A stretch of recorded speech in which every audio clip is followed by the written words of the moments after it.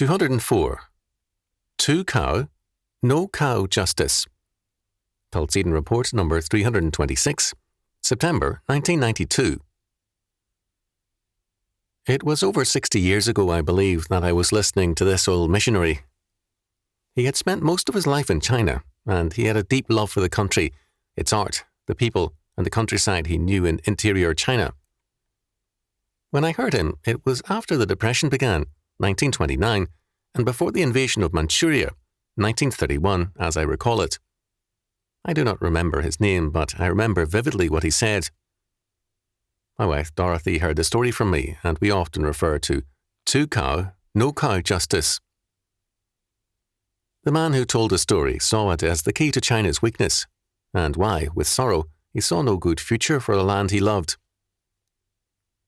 He lived in a missionary compound in inner China, on the edge of a rural community's village.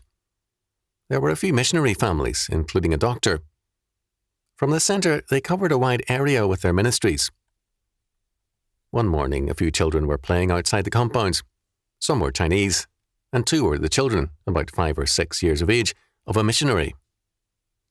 As they walked toward the village, the boys idly picked up small pebbles to throw at the cow of a Chinese farmer, whose son was one of the, quote, offenders, end quote. Later that day, the cow died, and the village elders summoned the missionary father to stand trial for his children's, quote, offence, end quote. This missionary had 2 cows and provided milk for all those in the compound. The missionary was held guilty in order to give 1 cow to the Chinese farmer. He protested, calling attention to the fact that the dead cow had been sickly. The medical missionary had warned the Chinese farmer of the danger in drinking that cow's milk. The village elders were shocked at the missionary's attitude. How could he, as a religious man, be so indifferent to justice in so obvious a case? After all, he had 2 cows, and the Chinese farmer now had none, and he was very poor. The cow had to be surrendered. The old missionary said that he saw no future for China. There was no true justice, only the prevalence of envy. Many years later, after Mao Zedong came to power and enthroned socialism, a young Chinese who left his village and escaped to freedom told of how envy was used to destroy communities.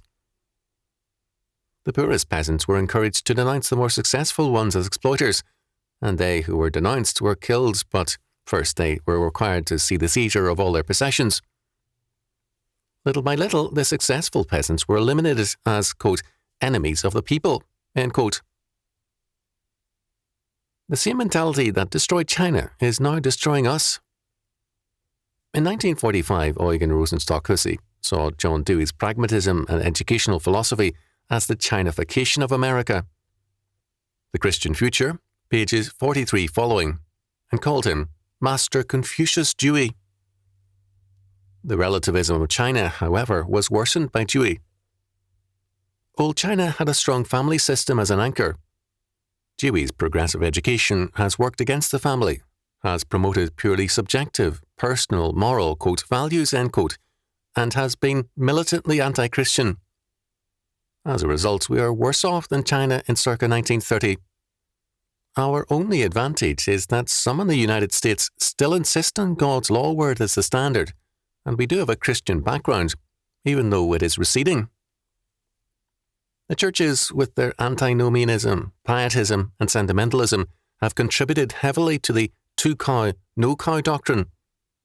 I regularly hear of judgments made by churches which document this. We are in deep trouble.